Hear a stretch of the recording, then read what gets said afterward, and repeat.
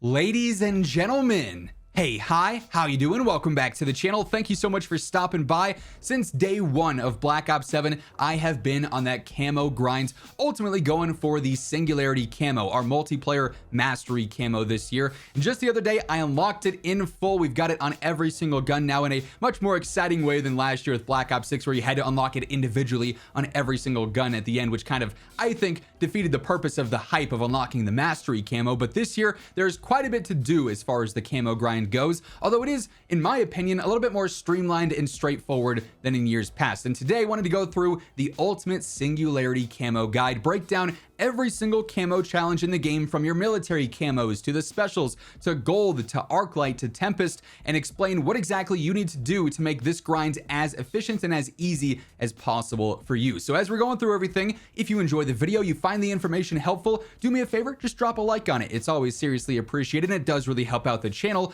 And if you're new here, you want to ensure you're always in the know for everything going on in COD, be sure to hit that subscribe button and turn on those post notifications. But let's start first up, and there will be timestamps for every single camo category here, basically between military, specials, so on and so forth. With your military camos, though, you obviously have to do these first on every single gun in the game, and the challenges are pretty straightforward. On the vast majority of weapons, it's going to require you to get 80 headshots. It's a tedious grind. On some guns, it's really obnoxious because of their weapon behavior, but the absolute easiest way to do this is to just go over to hardcore gameplay, especially when there's things like hardcore Nuketown, a little bit more fast-paced, and just train your aim to go high, to aim for the head. Be comfortable with missing shots above enemies, because over time, it's just going to become easier and easier with muscle memory to consistently get those headshots. Obviously, build your weapon out with better recoil control attachments, so your gun's going to be more of a laser beam, and use an optic that you are comfortable with. That's the biggest thing, so that you can easily keep your sights on an enemy's head as they're moving, as they're wall jumping, everything like that.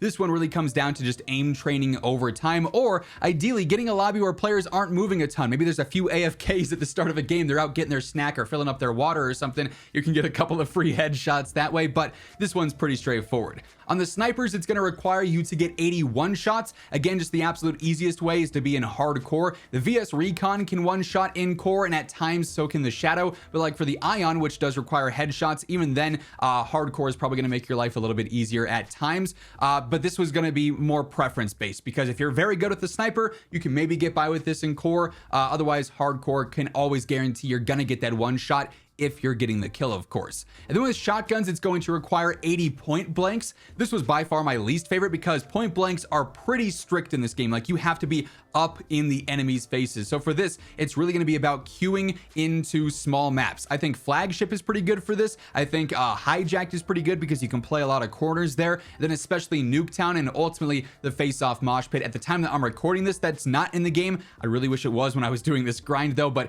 over time, if you know you're watching this video a few weeks down the road and it is in the game, that's going to be a huge help as well. I actually think core can be a little bit more beneficial for point blanks, because in hardcore, if you're trying to close the gap between you and an enemy, you're going to die in one shot. You might not always be able to get close enough to get the point blanks, whereas in core, you can kind of use your movement to finesse a little bit, take a couple of shots from the enemies, and still get up in their faces for those point blanks for what it's worth. On launchers, it's going to require you to get 50 streak takedowns and or kills. So you can mix and match here. Obviously, if you're in a lobby where the enemy team is spamming UAVs and counters, you can just fry those. That's super easy. But just simply getting kills is going to count towards this as well, and hardcore is going to be your best friend there. Flak Jacket will still obviously ruin your attempt at getting those kills at times, which is really obnoxious, but it's much easier in hardcore as well, because of some of the lenient damage there with the splash damage and everything. And then on knives, you just have to get 80 kills. Pretty straightforward there. I would not do the knives in hardcore though. Same deal as the shotguns. You're just going to get shot as you're trying to get close enough to enemies to actually knife them. So doing that in core, playing the small maps yet again, is going to be your best friend there. After you do all of your military camos on any given weapon, you're then going to unlock the 3 special camos, which unfortunately look the same on every single gun, but the challenges differ a ton here. There's a handful of different challenges depending on which gun you're using, which type of weapon you're using, and so we're going to spend the bulk of today's video talking about these special camo challenges. So in any given order on any given gun, you could be doing one of the following challenges. Getting kills while moving. This one is super easy. Jumping counts as moving. Running, sliding, crouching, and moving at the same time. Any kind of strafe is going to count as moving. If you're sliding and hip firing, if you're jumping and hip firing, that all counts as moving. if you have input on your left stick, this one's going to track. It's one of the easier ones in the game. Getting objective kills is another one. This, in my opinion, is the absolute easiest in hardpoint and domination. You sit in the hardpoint, you get kills outside of the hardpoint or on other players in the hardpoint. That's going to track. Then in domination, again, sitting on the flags, either capturing or defending them and getting kills on players anywhere on the map will also track for that. So that one's not too difficult, but you basically are limited to a couple of modes there in order to get those done. Get kills with an underbarrel launcher equipped.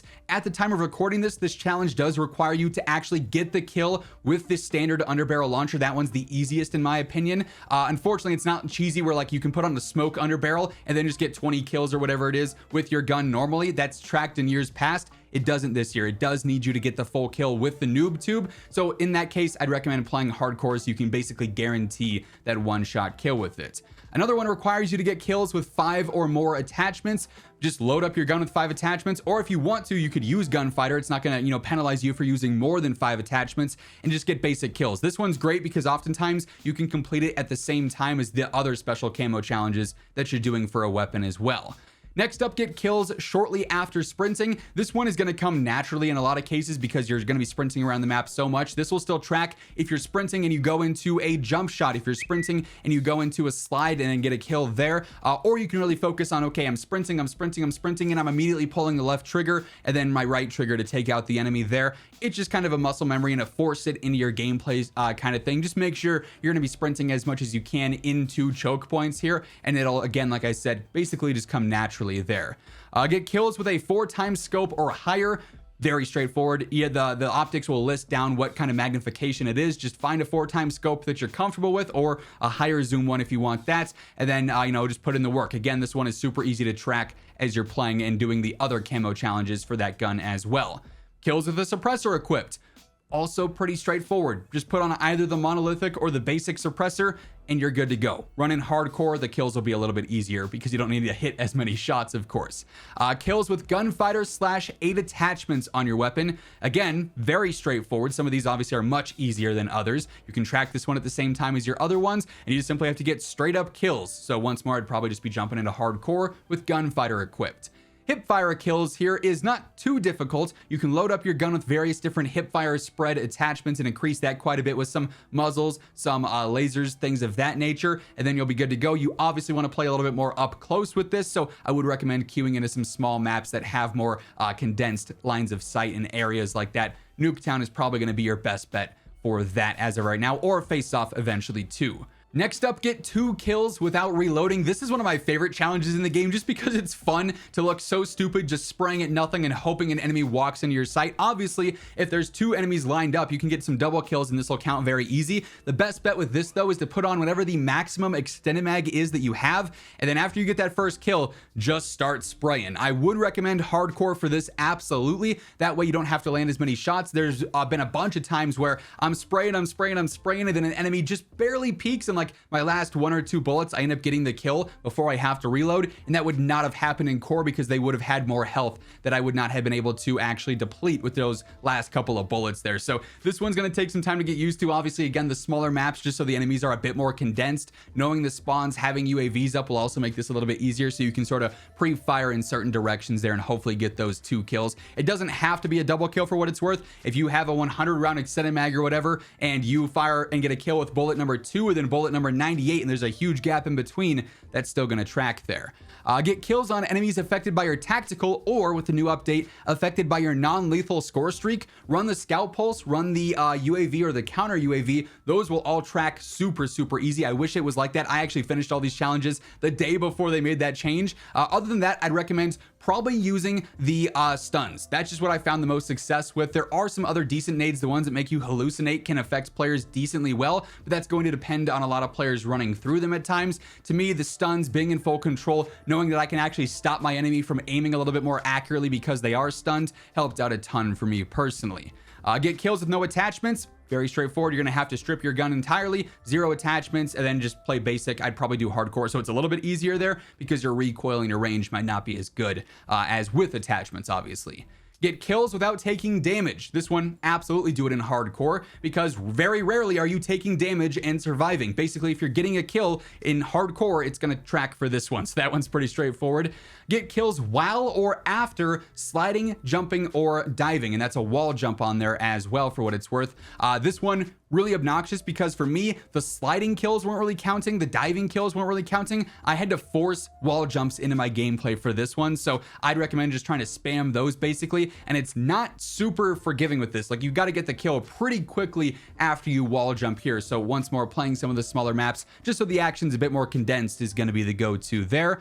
Get one-shot kills. This is a special that's not really that common. I think it's only on a couple of guns. Play hardcore. That's going to be your go-to there. Long shots. For this, it's really just going to be about holding down certain lines of sight on some of the certain maps.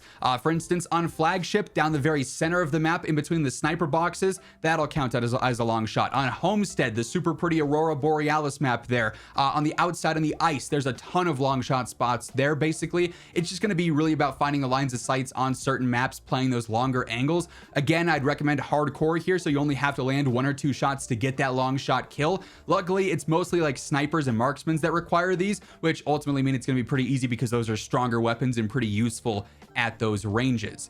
Get kills shortly after switching weapons.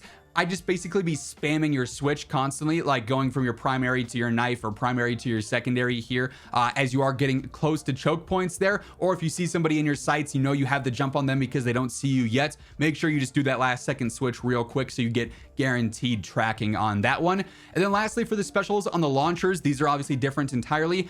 They want you to destroy aerial streaks and then also destroy streaks, equipment, vehicles, or field upgrades as 2 different challenges. You can just destroy aerial streaks and track both of those at the same time, which is pretty convenient. So UAVs, counter UAVs, etc. are going to be the easiest there. Then also get direct hit kills.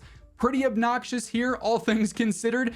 You really have to count on the enemies lining up. Technically, you could do this in core or a hardcore, but you probably just want to play some of the smaller maps so that hopefully you're going to be in closer proximity to enemies more frequently so you can line them up. This one's ultimately going to come down to your aim. Like, there's no real best way to complete this one quickly with the direct hits. It's really just about going through and taking out enemies effectively with your aim, because you know the bullet drop, the bullet lead, or I guess the rocket lead that you're going to need on some of these here. It's a little bit tedious, but it's also kind of forgiving. There were times where I feel like I shot the ground next to players and it gave it to me anyways. This will happen naturally over time though, as you're trying to get kills though, too. And I noticed that a lot in my gameplay.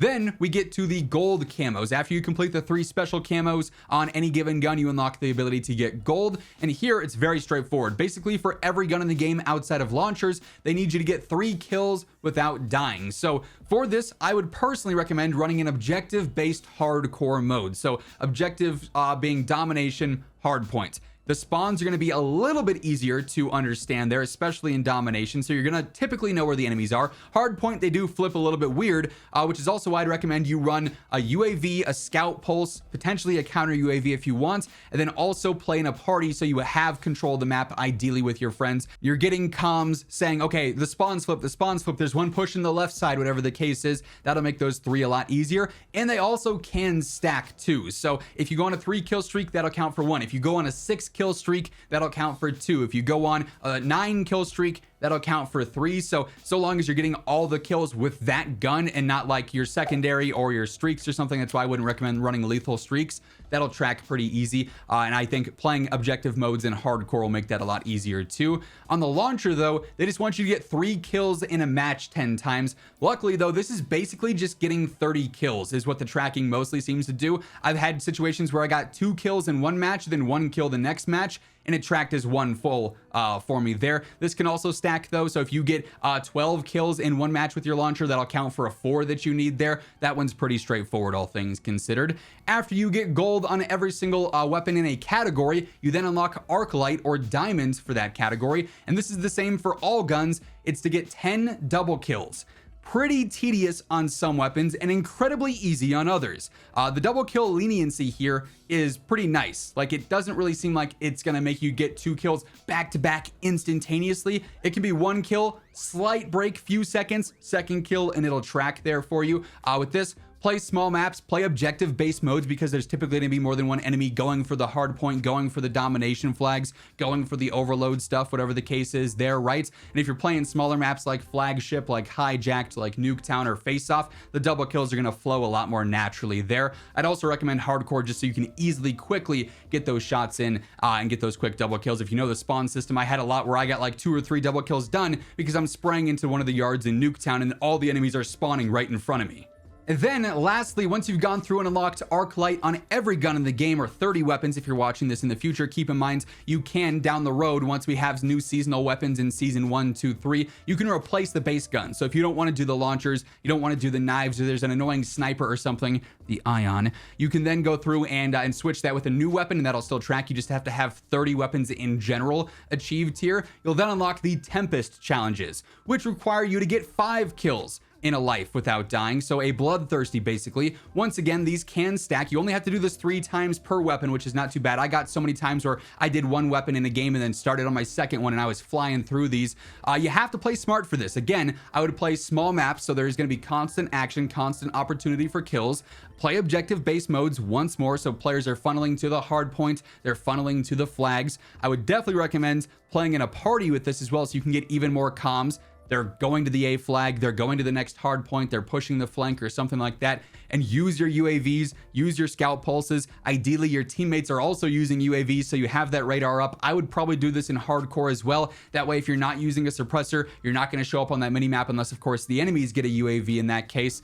This one's going to require some patience, especially on things like the knives. Really, really obnoxious there, going through and having to consistently wait around a corner on a 4 streak just to have somebody pre-fire you or something. It's really going to be about holding the right angles, knowing the spawn system, and then ideally playing in a party to help yourself out there. And of course, for the launchers here for Tempest, it's just getting 5 kills in a game instead of 3 kills. Same deal here. It's basically just requiring you to get 15 total kills with the launchers, because it'll transition from game to game and still track there. So just spamming the normal kills, that'll come naturally. That one is super easy. Luckily, I didn't really struggle on that one whatsoever. The knife bloodthirsties are definitely going to be your most tedious ones here, without a doubt, just because that requires such a niche playstyle. Use your stuns, use your streaks, use your squad's communication, and you will ultimately get that done too, though. But overall, I found this grind to be a lot easier than in years past. Some of the thresholds are lower, the weapons just seem more balanced in general, the maps play into it a little bit more. But once you go through, you unlock Tempest on all 30 weapons, you'll instantly unlock Singularity for every single gun in the game. You don't have to go through and unlock Singularity for every rifle, every SMG again individually like last year.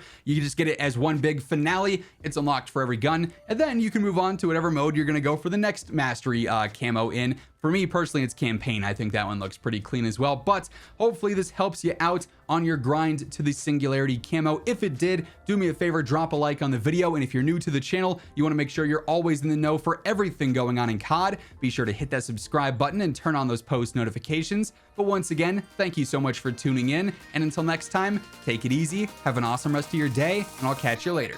Peace out.